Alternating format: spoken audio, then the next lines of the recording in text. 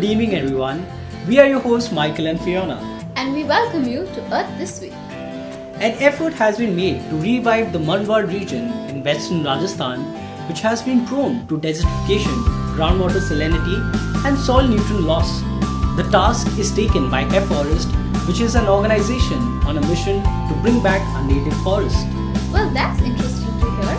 But how are they planning to revive this region? Is it even possible? Yes, it is possible, Fiona.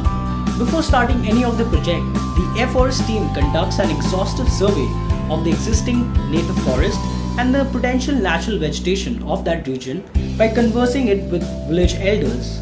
Through this survey, they formulate a list of trees and shrubs that will help to recreate the lost habitat of the Thar Desert. But Michael, is there any specific technique that has been used, or are they just randomly doing it according to the needs of the area?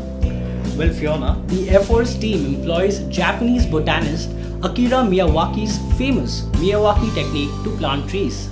The technique involves creating vegetation on degraded land based on the native varieties of plants that traditionally grew in the landscape and then planting them in original ratios and sequences. I must say that this sounds like a foolproof plan. Surely they will succeed. We definitely hope so, Fiona. And now coming closer to home, the Kolkata Municipal Corporation has started the desilting of Chetla Boat Canal, which is about 3 kilometers in length that drains water beginning from Kidarpur in the west and ends under the Chetla Bridge, where it merges with the Tolly's Nala. That's a good start by KMC. This in turn will ease the waterlogging problem in Kolkata. Well, Michael, tell us more about it. Well, Fiona, KMC engineers themselves have repeatedly pointed out that this heavy silted canal that cannot drain out water in a quick pace is one of the major reasons behind waterlogging in pockets of Kolkata. Now, not only does the KMC plans to desilt the canal, but are also planning to set up a drainage pump station near the point where the boat canal ends, which will help drain out water from an area faster than usual. Well, it's always good to hear of such thoughtful projects in Kolkata. And now let's move on to the AQIs for this week.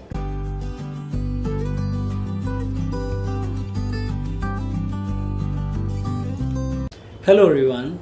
The average AQIs of major cities in India over the last 7 days has been mainly moderate, satisfactory and poor. So let's check out the AQIs of some of these cities. Bangalore had the average AQI of 166 micrograms per cubic air, which is moderate. Chennai had the average AQI of 84 micrograms per cubic air, which is satisfactory.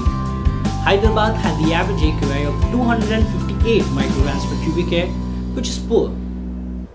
And now let's check out the AQIs of other Indian cities.